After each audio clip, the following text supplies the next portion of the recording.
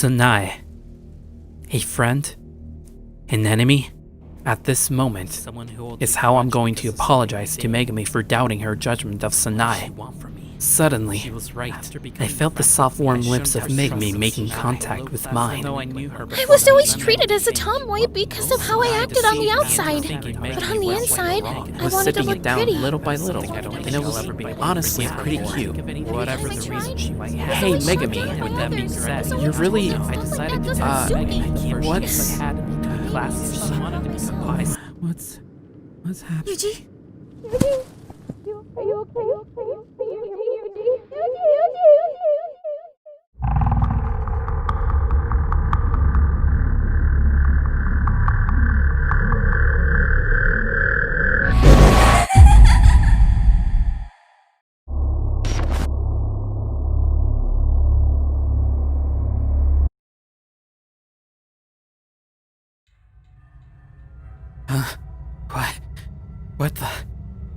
What happened to me? Why does my body feel so weak? The first thing I noticed as I woke up were the cold iron shackles that chained me down to the bed. What the hell? Why am I chained up? Where am I? After a small tug on the shackles, my attention was quickly caught by the impressive interior of the bedroom in which I had awakened inside of. The fact that I wasn't in some sort of basement or isolated room was reason enough to believe that the person who kidnapped me had money, and with money, they have connections. Enough connections to commit a crime like this. But what kind of situation was I dragged into? What did I do to get someone to do this to me? Did someone frame me, or is this some psychopath that just wanted to kill for fun? Fuck, I have to find a way out of here, and fast. I changed my attention back to the cold iron shackles around both my wrists. Luckily, I was able to move my arms a bit due to the chains not being short enough to constrain my movements. I was able to reach my feet, which, unfortunately, had iron shackles as well. I tried to tug the shackles off with all my might, but I was on so tightly that it started to leave a mark on my bare skin. Shit, no good. Figures as much. I knew there was no way that would have worked. Maybe there's something around that I could use to pick the locks on the shackles. I closely examined everything within proximity of my reach, but nothing seemed to be of use. At this point, my hopes of escaping slowly collapsed into nothingness. I wasn't sure what to do at this point. Should I just accept my fate? What other choice do I have? No, I can't. Die here. Damn it! How did it come to this? What did I do to deserve this? I started to sob at the fact that I didn't have the power to do anything. Then suddenly, as my last speck of hope slowly diminished, I heard a familiar voice from the other side of the locked door. Yuji, are you okay? I'm coming in. Megami? It was Megami's voice. It was the hope of voice and freedom. I was too happy to see Megami that I brushed out questions like how she found me. Megami! I'm so happy to see you! Please! Help me out of these! Megami suddenly embraced me in her arms from the side of the bed as though she was a mother, silently hushing the crying child. Shh. It's okay, Yuji. Everything will be okay. You're in a special room within my house. You're safe. Wait. What? I'm in your house? But why am I chained up to a bed like this? The last thing I remembered was us going out to... Oh yeah. The drink my chauffeur gave you had a substance that knocked you out. I never expected it to work so well. Isn't it amazing, Yuji? What? So, I'm here because of you? Why? Why am I here? I guess I could explain the why. But I'd rather focus on how you're doing right now instead. I hope you don't mind the chains. I wouldn't want you to feel too uncomfortable. Who cares about how am I doing? I want to know why I'm in this situation and why you're doing this to me. Oh, I almost forgot. It's dinner time. I should go get your dinner ready. Megami! Tell me! Okay. I'll tell you after dinner, alright? Fine. Whatever. Just hurry up then. Yeah, that's the spirit. Okay, I'll be right back. Don't go anywhere. Not like you can.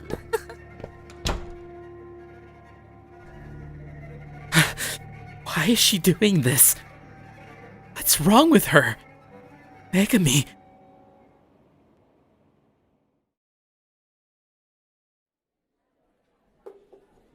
What's going on?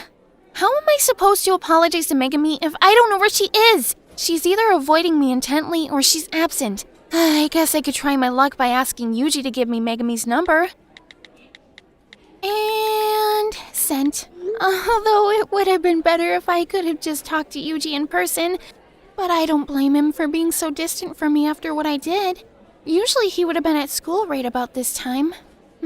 Maybe he went on ahead? I don't know. I probably should start heading to class before I get scolded by the teacher. Hopefully Yuji will respond back before lunchtime.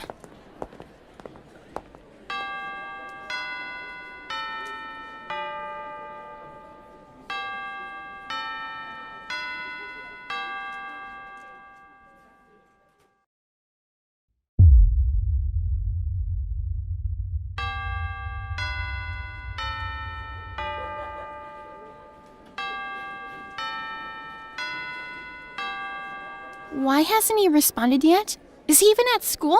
I should probably check in with his class to see what's up.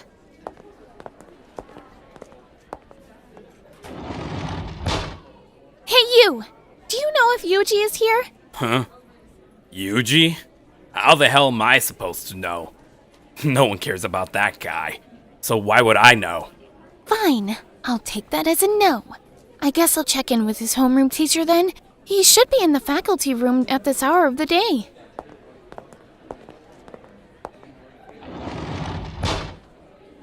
Excuse me, can I talk to the homeroom teacher of Sakamoto Yuji?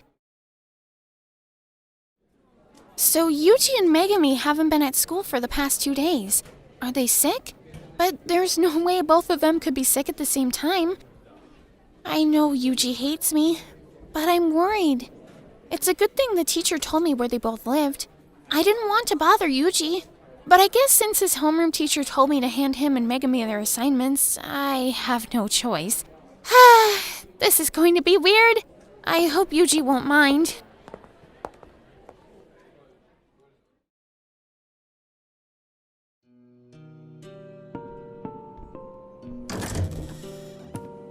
Alright, here's some of my special homemade cooking. I hope you enjoy every bite. Megami placed a tray of food on the little table next to my bed.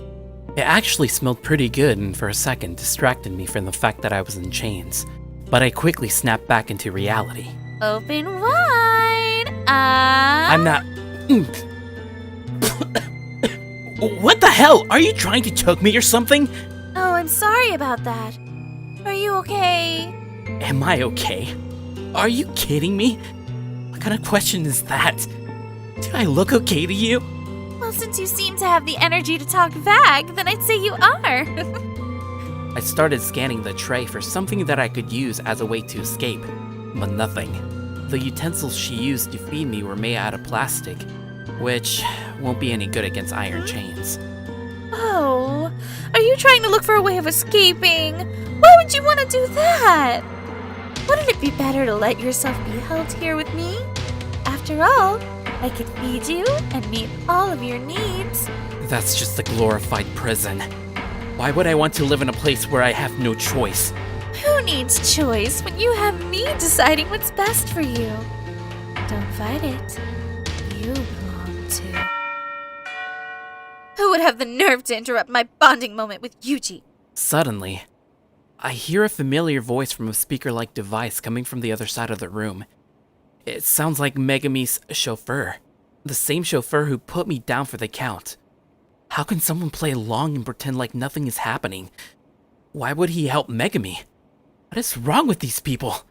Oh, so it's Sanae at the door, you say? Well, that's interesting. Please open the gate and let her know that I will be with her shortly. Sanae? Well, someone seems happy.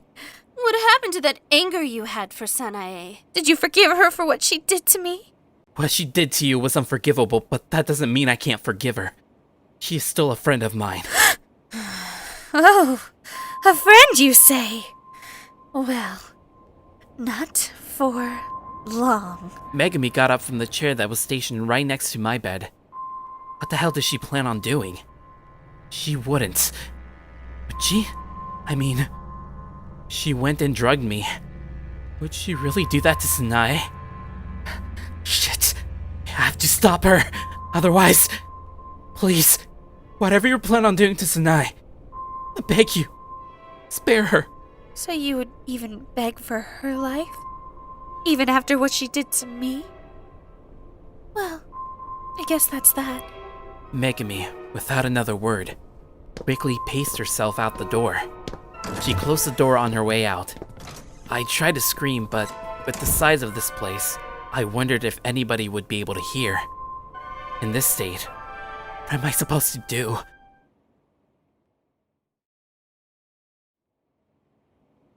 Sanae, what brings you here? Well, I have some papers for you and Yuji. The school assigned me to personally deliver them to you both. I went to Yuji's place, but no one was home, so I figured he might be with you. Oh, is that so? Well, Yuji is in the guest room, resting from his fever. I decided to stay home to take care of him since his mother is always working. Oh, well, can I see how he's doing? I actually wanted to talk to him. And you? Well, we can discuss what you wanted to tell me over some tea. I'll escort you once we're done. Does that sound good to you? Yeah, I suppose. Please, sit down and relax. I'll be right back with some tea. Sure.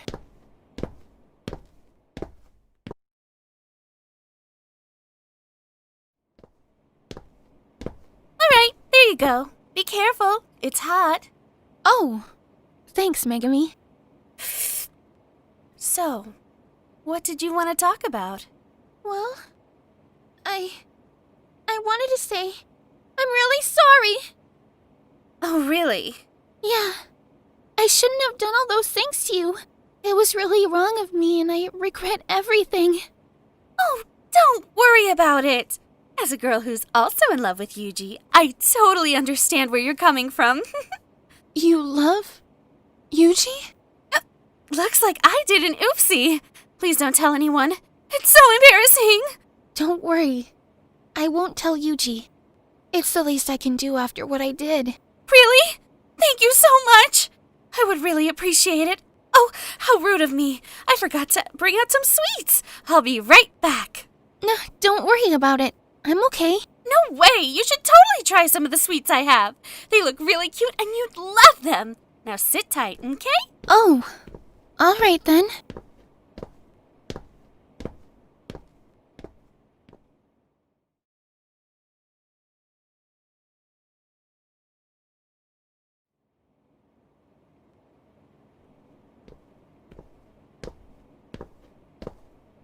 Here you go. Oh, let me get something to cut the cake with.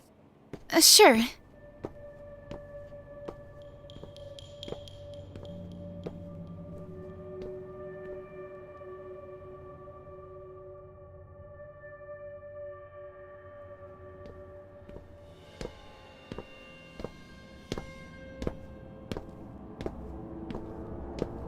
Megami, if there's anything I could do to make it up to you, please let me know.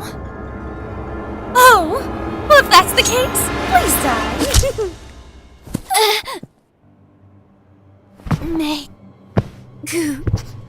Me. I never did like you, Sanae. I always thought you were an annoying little bitch who got in the way of Yuji and I. Thank God you're finally gone. Just great. The carpet is ruined with your filthy blood. Now I have to call my butler to clean it all up. How annoying. Oh well. Yeah, Ren, could you please clean up and take care of some garbage in the living room for me? Okay, thanks. Oh, I almost forgot. Okay, now back to my beloved Yuji.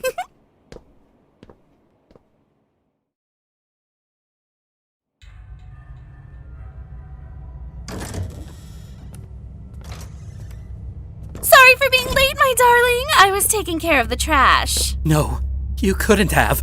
This is great. Now it's only you and me, darling. Tell me, what did you do to her? Who? Oh, you mean the trash I just threw out? Well, she, let's just say, was put down. Like I said, it's only you and me. You're lying. You're just messing with me. Now, why would I lie to you? I would never lie to my Yuji. Well, it's a good thing I took a picture before it was thrown out. Just take a look if you don't believe me. I didn't want to look back, but I just needed to make sure with my own eyes, and with great horror, Megami was telling the truth. The corpse of Sanae was just laying on the ground, bathed in her own cold blood next to the couch. Why would Megami go this far? What is wrong with her? Is this the work of God? Was I forsaken? Why am I being tormented like this? I just want it to end. Someone, please, just end my suffering. I don't know how much I could take. Why? Just please, tell me why you're doing this. I have nothing left. Everyone I knew, my dreams. I have nothing. Oh, Yuji, don't be sad. Everything will be okay. You'll see. But I guess since you've been a good boy so far, I could tell you why. Thanks. You're very welcome. Now, where to start? Oh yeah, it was exactly 1 year ago around this time. Around the time where you still had all your fake friends laughing and joking around with you. You might not have noticed, but you were pretty popular with everyone. All the guys respected you because you were the ace, and the girls obviously drooled all over you. It was disgusting, really. Why was everyone so friendly towards you, but treated me like garbage?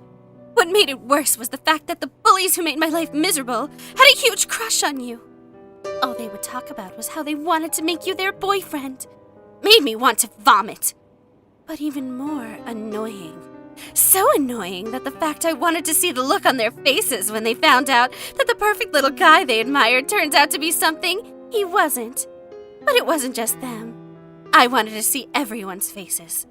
I wanted to see you fall from your high pedestal and drop down to the same level as me. To show you how it feels to be treated like garbage by all of your peers. My hate for you only grew stronger and stronger over time. So one day, I decided to devise a plan to sabotage your reputation. I wasn't sure how to do it at first, but I soon came to the conclusion that following you in the shadows would soon lead to your exposure. And surely, it did! I found so many wonderful things about you, Yuji. Your daily routine, your friends, your home life, and how you worked at a bar with your own mother. I'm not specifically fond of what I did to expose you, but it was necessary to execute my plan. I chain-mailed a picture of you and your mother in uniform outside of the bar to everyone at school using an anonymous email. And that's how it all began. I never expected you to throw a punch at someone, to be honest. But I guess that just made things even better. Even with all that, it still wasn't enough. I wanted to rub more salt into the wounds of the girls who constantly bullied me. I told them how stupid they were for having such a high image of you. What came next was no surprise. The following morning, they took me into the school's bathroom to beat me up. But then suddenly, the same guy who I ruined saved me. I was baffled. I wasn't sure what to say, but my heart wanted to say so many things. That's when I fell in love with you, Yuji. Knowing everything I did, I was filled with regret. I couldn't let this go. All the animosity I had for you vanished, and it was replaced with love. Throughout my life, I never thought that someone would ever stand up for me like you did. I couldn't just let you go. I knew you were the one for me. I wanted to keep seeing you, so I made up any excuse and did whatever I could to make sure we would get closer. Like, for example, threatening your manager to give you time for us to be together. That would explain why. Yeah, it wasn't too difficult. Everything was supposed to go smoothly until that bitch had to get in my way. You mean Sanae? You don't understand, Yuji. She was a threat to us. She was going to tear us apart. I had no choice. Yes, you do. We all have choices. You didn't need to go this far. You're so naive, Yuji. Sanae had her own plans to make sure we drifted apart. You saw that for yourself. If I allowed her to keep living, she would only be a constant pest to our relationship. No. You're wrong. If only you could understand how lonely I was. How desperate I was to find that someone who would always be there to protect me would be there. I hated the idea of you going back to your normal life. A life where I would be nothing but an empty shadow, lingering behind while you enjoy the radiant light of others.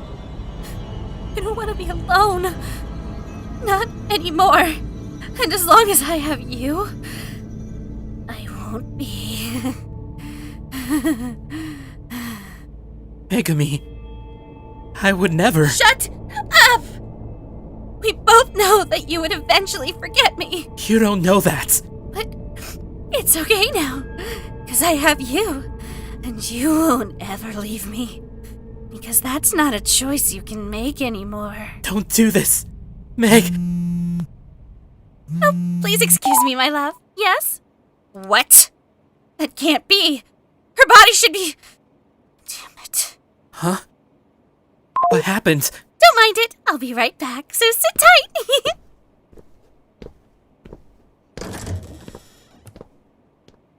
Is Sanae still alive?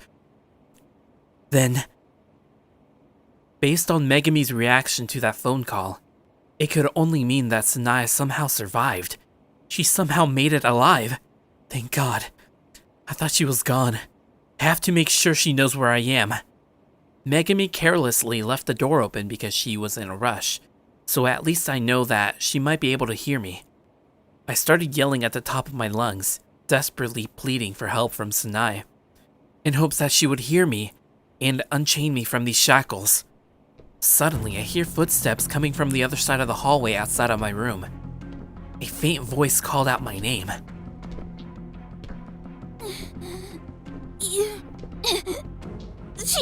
Sanae? Sanae? Thank God. You're alive! I thought... As she walked inside the room at a steady pace, I could see the blood dripping from her clothes. She lost a lot of blood and seems to be on the brink of fainting. I have no idea how she made it this far without being caught, but it must have been a miracle. She slowly made her way towards the end of the bed where the chain seemed to end. I noticed she was dragging something heavy across the floor. It was a steel axe. Was she planning on breaking me loose with that thing?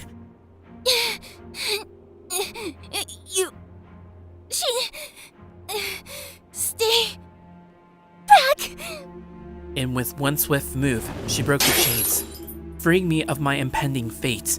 I thought I would never see the day where I would be set free. But thanks to Sanae, that day came sooner than I realized.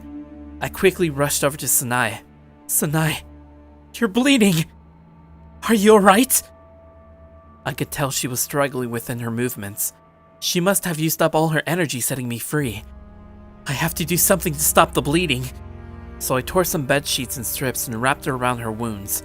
It might not hold, but it will have to do until we get her to the hospital.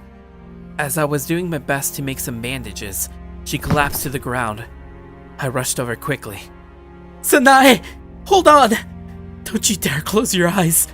Please. Yuji. Just go. Leave me.